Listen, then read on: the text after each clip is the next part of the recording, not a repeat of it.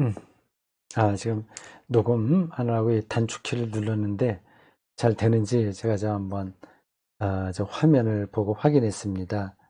빨간불이 들어와야 되거든요. 조금 전에 제가 한 5분 정도 이렇게 이야기를 했는데 빨간불 다시 확인해 보니까 빨간불이 안 켜졌네요. 예, 순간적으로 제가 착각을 한 것 같습니다. 일전에는 또 뭐예요?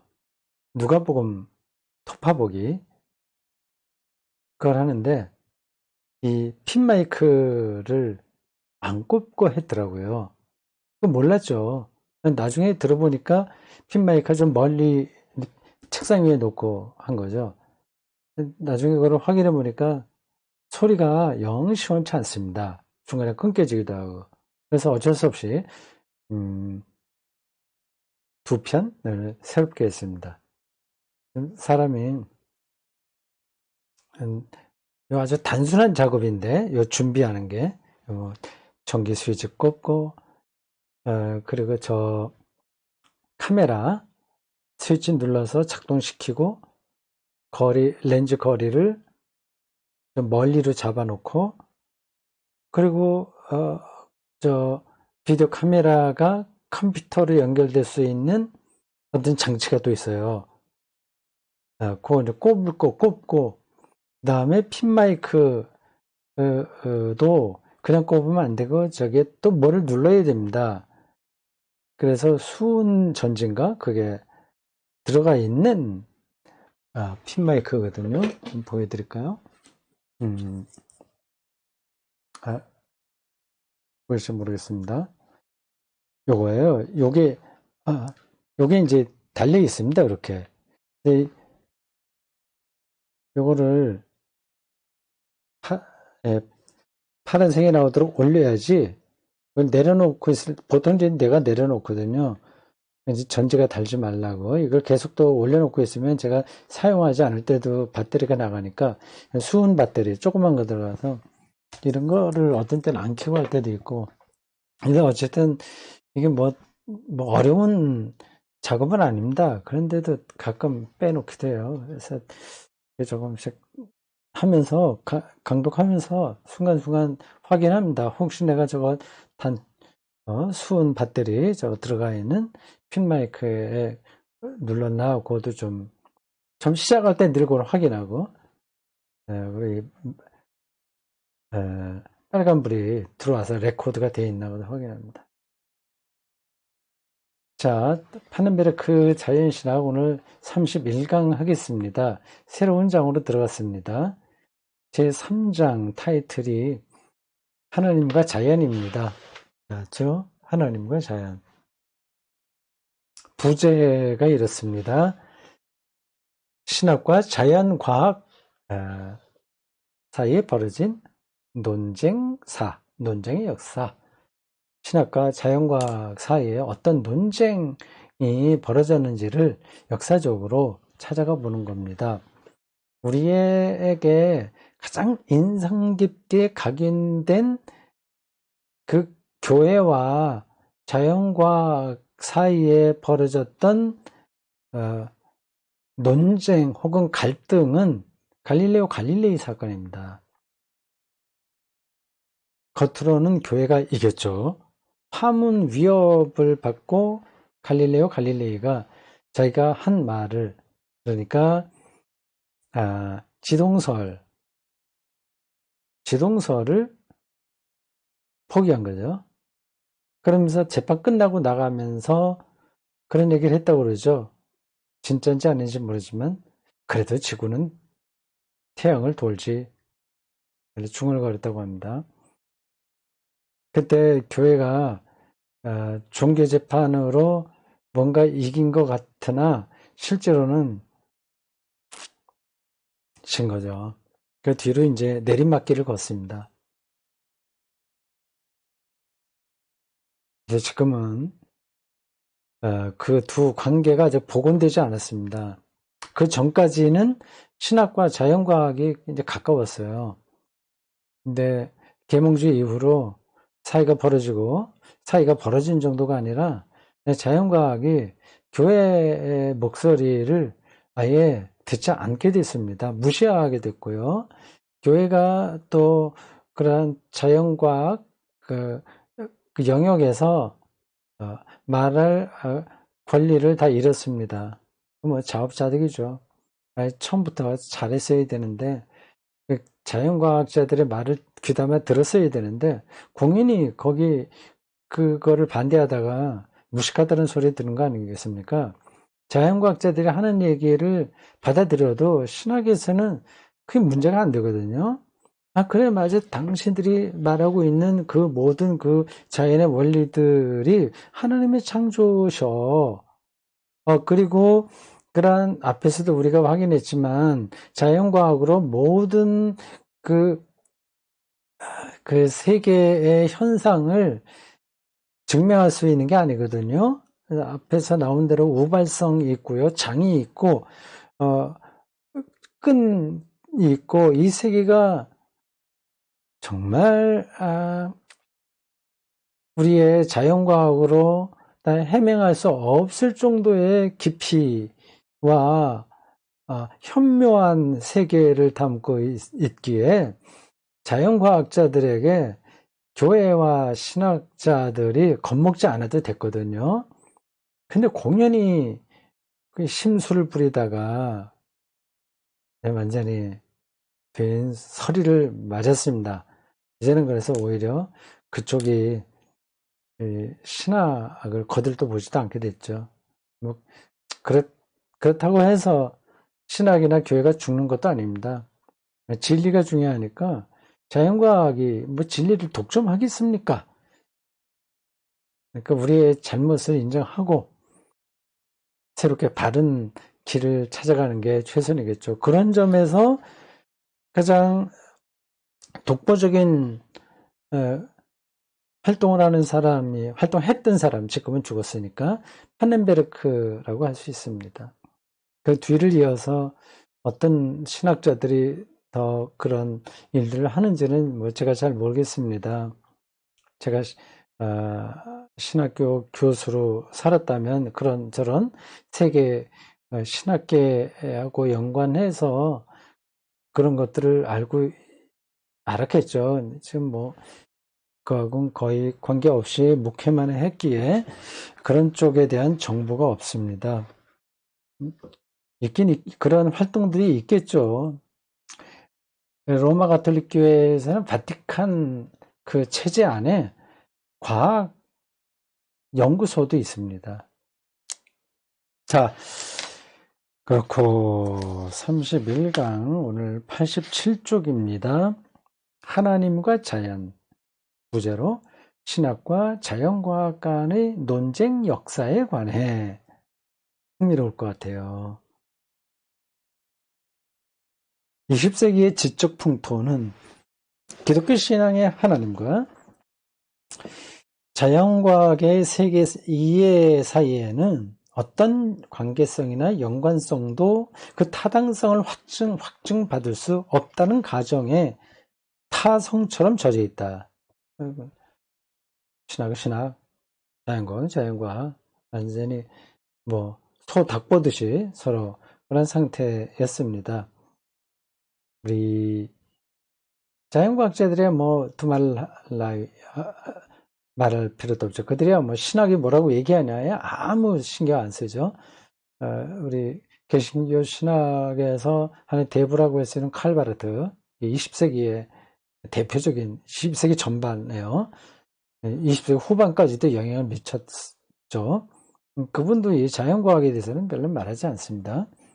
금세기 유럽의 기독교 신학자들, 지금 말한 바르트를 포함하여 몰트만은 이제 조금 후대 사람이니까 아직 살아계시고 자연과학에 대해서 말씀하십니다.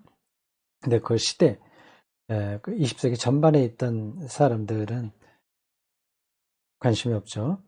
유럽의 기독교 신학자들 대다수는 이 상황을 이로운 상황으로, 즉 신학이 세계 성서 계시에 전념할 수 있는 기회로 생각하고 있다. 자연과학은 그 길을 가락하고 우리는 하나님의 계시를 그쪽 지배받지 영향받지 않고 할 수 있다. 오히려 좋은 기회다. 이렇게 생각했다는 겁니다. 근데 이제 나오네요. 칼바르트.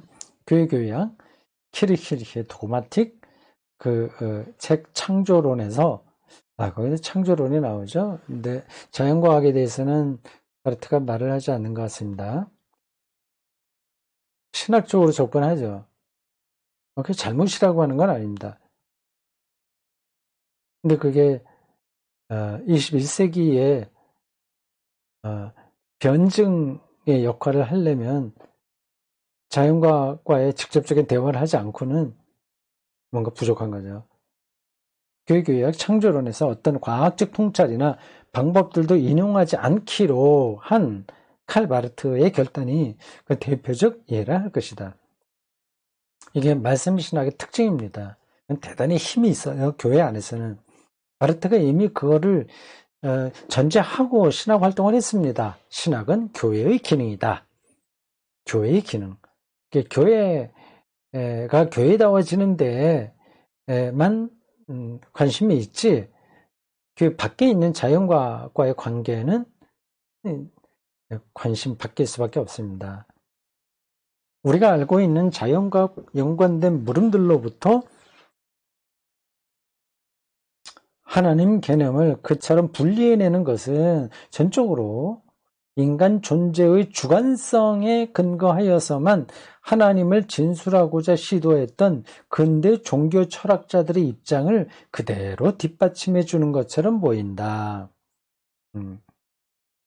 여기에도 상당히 많은 기독교 역사가 담겨 있습니다. 특히 현대신학에서요. 칸트와 헤겔이나 이런 사람들까지 다 키에르케고르 불러드려야 되겠죠. 인간 존재의 주관성에 근거하여 내가 어떻게 윤리적인 결단을 할 것이냐, 내가 어떻게 하나님을 절대적으로 의존하며 살 것이냐, 뭐 그런 것에 관심이 있었던 거죠. 그러니까 자연과학이 제시하고 있는 여러 가지 증거들, 어떤 명제들, 이런 것들까지는 말할 필요가 없는 거예요. 특별히 포이에르바흐로부터 막스나 니체를 거쳐 프로이트와 사르트르 그리고 까미에 이르는 근대 무신론의 논증들은 하나같이 인간 존재의 자아이의 문제에, 내가 누구냐, 이 세상에 던져진 존재로서 내가 누구냐, 주관성이 세계를 이해하는 핵심 토대였죠. 자아이해의 문제에 중점을 두었고 자연 지식의 문제들에는 관심을 두지 않았다. 그건 이제 좀 다른 문제라고 한 거죠. 자연과학의 문제는. 그러나 조금 구체적으로 들여다보면 하나님과 관련된 물음들을 인간 존재에만 국한시킨 것은 근대적 사고요.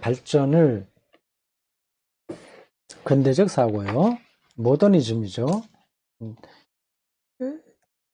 즉 신학적 증거, 신학적 논증, 이렇게 생각이 됩니다. 신학이 제시하는 증거들로부터 점점 토대들, 그 증거가 아마 영어 레퍼런스 번역일 거예요. 로부터 점점 스스로를 분리시켜 나갔던 18세기의 기계론적 자연과학의 발전을 전제로 하는 것이다. 18세기의 기계론적 자연과학은 신학이 말하는 거하고는 상관없이 자연에 있는 현상들을 실증적으로 연구하는 거죠. 그걸 전제하고, 전제하니까 이제 신학은 자연과학을 통해서 말할 게 별로 없는 거예요. 자기 인간의 주관적 관점들, 종교성, 윤리적 결단, 그런 거를 중심에 넣을 수밖에 없었던 거죠. 칸트와 라프라스의 선구자적인 작업을 통해서 행성계의 기원을 순수하게 기계론적으로 서술하는 일이 가능해지면서 그거는 순수이성 하는 거죠. 근데 종교에서는 순수이성이 발붙일 수가 없습니다.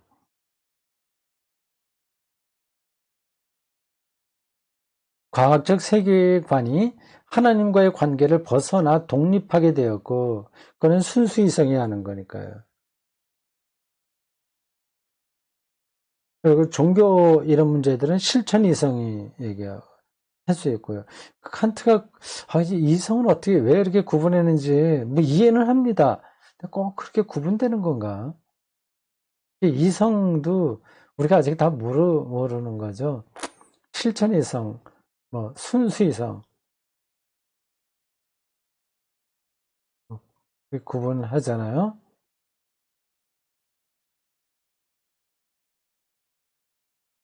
모르는 게 뭐 어디 그것만이겠습니까? 우리가 안다고 생각하고 있는 것들이 다 총체적으로 아는 게 아니라 부분적으로 아는 거니까요.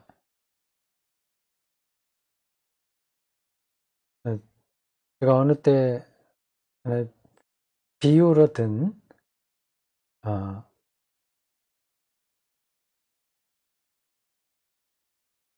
그게 또 생각이 안 나네요. 지나가야 되겠네요. 뭐 조그만 그림을 퍼즐 그림을 맞춰갖고 큰 그림을 만드는 거잖아요. 근데 큰 그림은 아무도 못 봤습니다. 큰 그림은 신이니까. 그냥 우리는 조그만 부분, 퍼즐의 한 조각 이거를 연구하고 있습니다. 자연과학도 그 중에 하나예요. 자연과학적 시각으로 세계를 이해하는 겁니다. 그게 총체적인 건 아니에요. 근데 그게 일리가 있으니까 우리가 받아들이는 겁니다.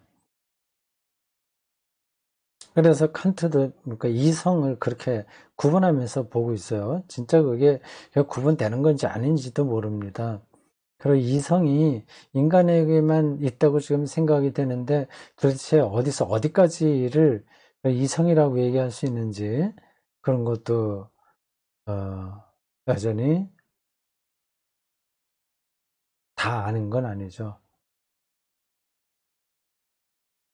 왜 사람만 이렇게 언어를 구사할 수 있고 오랑우탄이나 침팬지 비교적 어, 그 생각이 있는 동물들도 왜 그걸 못하나?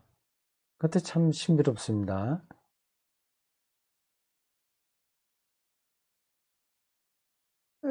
어쨌든 근대 이후로 점점 과학과 신학의 관계는 멀어지게 되었다. 서로가 그렇게 길을 가게 되었다. 비록 칸트 스스로는 여전히 초월적 주권을 담지한 하나님이라는 완전한 칼빈적 이해에 집착하고 있었다 할지라도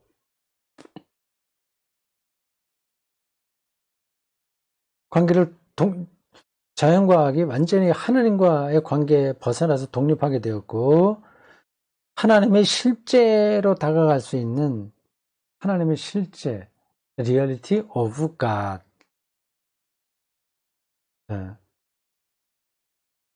God 하나님이라는 말만 갖고는 하나님이 누군지 잘 안 들어오는 거죠.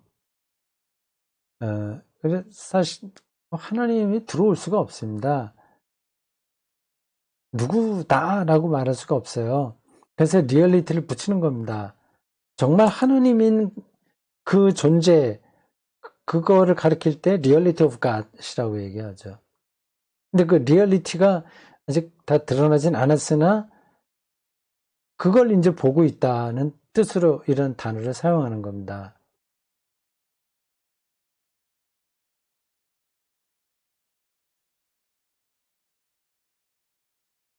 여러분들이 그냥 일상적인 데에서만 머물고 있으면 이러한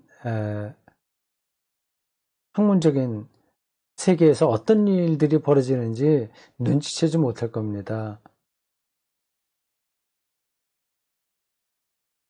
그리고 그런 전문가들, 자연과학자도 그렇고 철학자, 뭐 이런 시인, 그런 전문가들이 얘기하는 것을 그런가? 그런가 보네. 대단하네. 뭐 이런 정도로 생각하지, 실제, 우리가 그것과 맞닥뜨리지 못하는 거예요.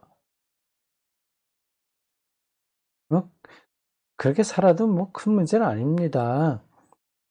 그런데 그것과 조우해서 살아가는 삶을 모른다면, 우리의 삶은 추상적인 거죠. 그런데 떨어지는 거죠. 굉장히 구체적이고, 리얼하고, 그리고 뜨겁고, 열정적이고, 뭐 막, 익사이트하다고 생각하는 것들이 사실은, 아, 피상적인 거일 수 있어요. 그 리얼리티 오브 갓이라고 하는 그 한 단어만 갖고도 우리가 그걸 알 수 있습니다. 이런 거를 쓰는 신학자들, 철학자들이 도대체 뭘 생각하고 그렇게 얘기했을까를 보면 흥미진진한 거죠. 그게 리얼리티인 거거든요. 어떤 젊은 엄마가 있다고 합시다. 아이가 이제 초등학교 들어갔어요. 뭐 유치원 들어갔다고 해도 좋아요. 그러니까 그 젊은 엄마는 그 아이에게 매달리는 겁니다. 그래서 뭐 선행학습 시키고 뭐하고 계속 그게 이 젊은 엄마의 인생이에요. 그렇게 되면 그의 인생은 추상적인 겁니다. 그게 피상적인 거예요. 그게 실제 삶은 아니잖아요. 이제 우리의 일상이 그런데 떨어질 수 있습니다. 일상이 정말 소중한데 일상 없이 뭐 궁극적인 게 일어나지는 않습니다. 근데 그 일상의 범람으로 인해서 일상의 참된 일상의 리얼리티죠. 그거를 놓치는 거죠. 그게 있습니다. 그쪽으로 영혼이 움직이는 사람들이 있어요. 그러면 계속 추구하게 됩니다. 그게 구도라고 할 수 있어요. 그냥 세상살이에서는 그게 잘 안 되니까 출가하는 사람들도 옛날엔 많았죠. 지금이야 뭐 그런 사람들이 많지는 않죠. 그래도 있긴 있습니다. 출가하진 않는다고 하더라도 구도적으로 살아가는 사람들은 제법 많습니다. 참, 이게 삶이 좀 어려운 거예요. 뭐, 구도한다고 그냥 펌만 주지, 사실 아무것도 아닌 사람들도 있긴 있어요. 네, 우리 하나님 믿는 사람들은 도 중에서 가장 궁극적인 도를 따라가는 사람이니까, 좀 흉내라도 좀 내고, 좀 배울 건 배워야 되지 않겠어요? 평생 신앙생활 했는데, 정말 기독교 성경이 얘기하는 근본 하나님과는 너무나도 동떨어져 살았다면 얼마나 손해나는 일이에요. 그게.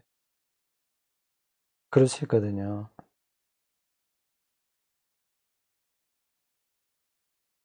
그러자 하나님의 실제로 다가갈 수 있는 유일한 길은 오직 인간의 자의식과 그의 토대들에 대한 성찰을 통한 길 말고는 남아있지 않았다. 그래서 내가 죄인이야. 예수 하나님 만나야 돼. 내가 어떻게 구원받아. 그리고 윤리적인 결단을 내가 어떻게 해야 돼. 뭐 그건 나쁘다는 뜻이 아닙니다. 그거만 하게 된 거예요. 그것만. 그러니까 이 세계 전체에 대한 생각은 다 사라지고 자기 주관적인 의식에 축소돼 버린 거죠. 이건 기독교 전통이 아닙니다. 기독교를 시작할 때에는 그리스 철학과 부단한 대화 소통을 했어요. 세계 전체 문제와 대면한 거죠. 이 접근 방법이 전혀 새로웠던 것은 아니었다. 이런 접근법은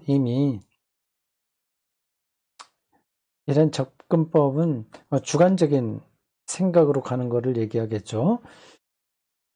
이미 고대 사상 속에 나타나 있었고 고대 기독교에서 이러한 식의 접근 방법에 상당한 영향력을 행사했던 고전적 대표자는 바로 어거스틴이었다.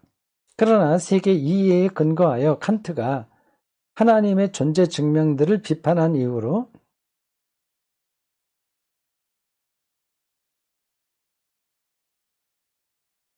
잠깐 있어보자. 여기서 말한 이런 접근법은 자연과학과의 관계에서 하나님과 신앙을 설명하려고 하는 그걸 가리키는가 보죠? 네, 헷갈리네. 좀 더 가보겠습니다. 그러나 세계 이해에 근거하여 칸트가 이미 하나님의 존재 증명들을 비판한 이유, 순수 이성으로는 안 된다고 한 거예요. 존재 증명이.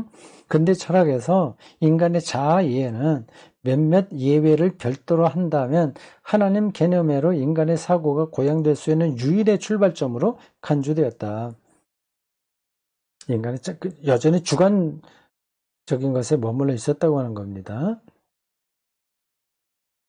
근데 어스틴만 하더라도 이미 초기 기독교가 4세기니까 세계 자연과 이런 것에 중요하게 하나님을 이야기하는 근거로, 해석학적 근거로 생각을 했는데 칸트 이후로 완전히 쪼그라들었다는 얘기입니다.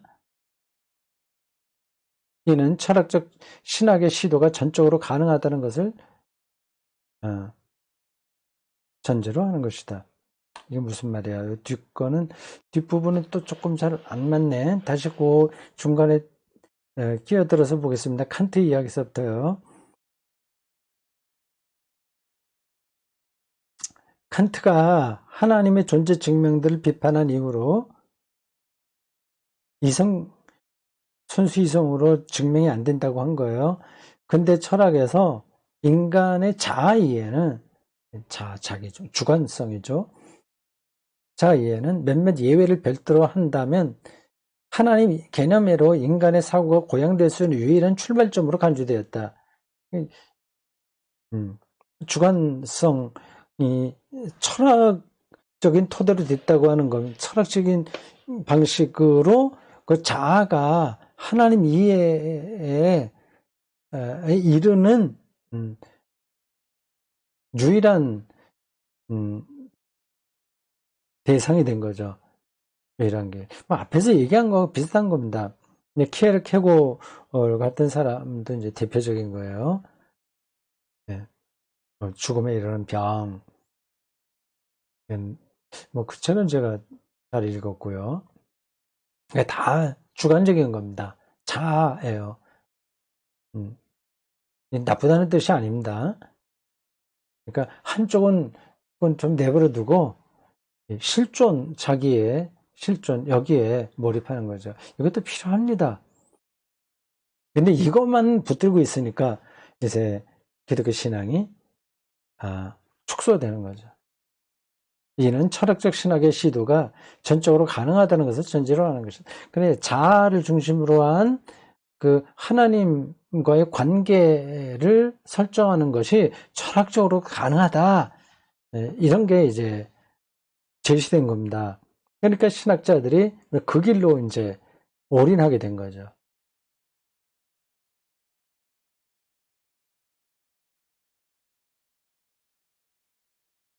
제가 보기엔 그렇습니다.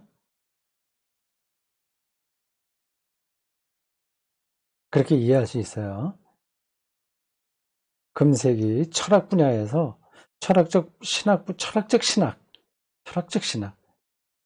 분야가 퇴조하고 있는 것은 아마도 세계 이해로부터 신학이 분리된 현상과 관계가 있으리라고 생각된다. 철학적 신학이 그때까지는 되는데 지금은 오히려 더 안 되고 있다는 거죠. 우리가 하나님을 존재하는 모든 것의 근원으로 또한 세계의 근원으로 생각하지 않고서는 어떤 경우에도 하나님을 진지하게 생각할 수 없다. 이거 당연한 거 아니겠어요? 그런데도 불구하고 현실적으로 기독교 신학은 하나님을 세계의 창조자로 계속해서 말한다. 이거는 그럼에도 불구하고는 맞지 않는 것 같은데, 이거 표현에서 어떤 경우에도 하나님 진작에 생각할 수 없습니다. 이건 맞는 얘기예요. 근데 실제로는 세계 근원으로 생각하지 않으면서도 신학이 하나님의 세계 창조자라고 계속 얘기한단 말이죠. 그러니까 앞뒤가 맞지 않는다는 얘기입니다. 서로 모순된 걸 신학이 안고 있는 거죠. 창조에 대한 신앙을 인간 존재의 실존으로 제한시키려는 모든 시도들은, 그러니까 창조를, 우주 창조, 세계 창조 그 차원이 아니라 인간 실존에서만 기능하는 어떤 것으로 보는 거, 이거는 잡단거리로만 주변을 맴돌고 있을 뿐이다. 중심을 치고 들어가지 못한다는 거죠. 그러나 하나님이 세계 창조주여 주님이시라는 신학적 확신은 교리 신조가 되고 말았다. 이게 이 번역자가 이 부사를 정확하게 쓰지 못하는 것 같습니다. 그러나 하면 안 돼. 반면에 이렇게 하는 게 나을 것 같아요. 반면에 하나님이 세계 창조자여 주님이시라는 신학적 확신은 교리로 떨어지고 말았다. 그래서가 나은가? 왜냐하면 자연과학의 연구와 그의 발전에 따른 변화에 순응하여 형성된 현재 세계관은 다 과학적인 그 틀에서 진행되고 있지 않습니까? 그런 세계관은 하나님 개념과 어떤 내적 관계성도 갖고 있지 않기 때문이다. 그러니까 우리가 말하는 하나님, 창조의 하나님은 공허한 거예요. 그런 점에서. 자연과학적 토대가 없으니까. 적어도 서구 세계에서는 과학적 진보라는 미명하에 하나님 신앙과 극렬한 대립을 벌이던 시기는 한풀 지나갔다. 그 격동의 대립 구조는 아무런 관계없이 그저 담담하게 공존한다는 개념으로 대치되었다. 그런가요? 아직까지 한국에서는 신을 부정하는 그런 과학자들의 책에 인기가 있죠. 그런 건 이미 지나갔는데 오늘 뒤늦게 그런 거에 관심들이 많아요. 아무런 관계없이 공존한다는 개념이 필연적인 것은 아니다. 앵글로 섹슨 계열의 국가들은 앵글로 섹슨 많이 들었죠. 앵글로 섹슨 이게 섹슨은 작센이라는 데서 온 건데 독일의 한 주를 작센주라고 합니다. 그러니까 영국과 독일 어떤 영주의 딸이 결혼해서 생긴 그 계열 아닐까요? 그러니까 영국과 독일을 다 가리키는 것 같습니다. 앵글로색슨 계열의 국가들에서는 철학적 신학 분야를 통해 자연과학자들과 토론을 개진하려는 흐름이 작은 규모로나마 형성되고 있는 중이다. 독일에서는 명망 있는 과학자들이 과학적 연구의 틀 구조 속에서가 아니라 철학적 반성의 형식으로 과학적 연구의 틀과 철학적 반성의 형식, 이게 좀 다른 거죠. 직접적으로 대화는 안 되는 거예요. 과학하고 철학하고는. 그게 다르니까. 근데 명망 있는 과학자들이 이제는 자기들이 고수하고 있는 그런 과학적인 틀 구조에서가 아니라 오히려 철학적인 반성, 철학적으로 반성하는 거죠. 그게 뭔지 제가 조금 알 것 같긴 한데 설명하지는 않겠습니다. 어떤 물리적 현상의 원리가 발견됐잖아요. 그거를 자연과학은 자기들 틀 안에서만 말하는데 철학적으로는 또 그걸 다르게 보는 겁니다. 틀렸다는 얘기가 아니라 존재, 발현 이렇게 본다거나 예를 들자면 탈른 배성 이렇게 본다거나 자연과학자들이 오히려 철학적 형식으로 하나님에 관한 물음을 계속해서 제기해왔다. 기특하죠. 바람직하죠. 그런 자연과학자들이 성숙한 사람들입니다. 제가 보기엔 그래요. 자기들의 그 틀 구조를 절대화하지 않는 사람들인 거죠. 신학도 그래야 되고, 과학도 그래야 되고, 사회과학도 그래야 되고, 다 그렇습니다. 자기들이 하는 거는 그 퍼즐의 한 덩어리를 갖고서 아주 전문적으로 연구하는 거거든요. 근데 그게 전체에서는 어떤 의미냐 하는 것은 자기가 말할 수가 없어요. 그냥 같이 대화해야죠. 그래서 맞춰가야죠. 지금 우리가 퍼즐 이 조각을 맞춰보니까 어떤 그림으로 가고 있다. 그걸 같이 얘기를 해야 되지 않겠습니까? 이 주제를 중심으로 새로운 관계성에 발전할 수 있는 여지가 명백히 있으며 이는 신학자들에게만 이득을 안겨준 것은 아니다. 과학자들이 오니까 신학자들이 좋은 것 같나? 그것만은 아니다. 왜냐하면 그와 같은 작업을 통해 상당히 탁월한 통찰들이 획득될 수 있었기 때문입니다. 과학자들에게도 통찰이 생기는 겁니다. 아시죠? 과학도요, 자기가 어떤 쪽으로 보는 애에 따라서 그 현상이 이해가 됩니다. 너무나도 많은 그 세계, 우주, 모든 것들, 그 미시 세계로부터 그게 있어서 한꺼번에 다 그걸 볼 수가 없어요. 어떤 통찰이 필요합니다. 어떤 관점들이. 그걸 이제 철학과 신학 안에서 자연과학자들이 얻게 됐다고 하는 거죠. 자연과학자들이 이런 정도 좀 여유가 있어야 되는데, 그렇다고 해서 창조과학자들이 옳다는 게 아닙니다. 그들은 큰 말이 안 되는 거예요.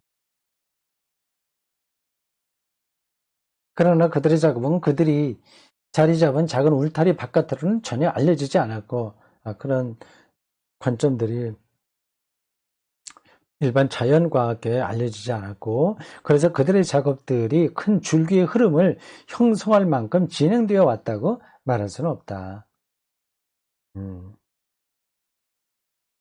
아직 여기까지 왔다는 거죠. 그게 더 발전된다면 자연과학의 흐름도 이제는 신학과 공존해야 된다. 같이 길을 가야 된다는 생각을 하겠죠. 근데 아직까지는 그러한 큰 흐름을 형성하지 못했습니다. 지금 판넨베르크가 탁월한 신학자들 있다고 거론을 했는데, 실질적으로 그런 작업들이 있었거든요. 신학자, 철학자, 자연과학자들이 같이 토론하는 며칠에 걸쳐서 하는 게 있었습니다. 제가 그거를 강독했죠. 이제 파넨베르크가 개신교 대표자로 참석했습니다. 자, 여기까지입니다. 아직 본론으로 들어가지는 않았어요. 전체 그 논쟁사의 흐름을 간단하게 파넨베르크가 설명한 겁니다. 재밌었습니다. 수고했습니다.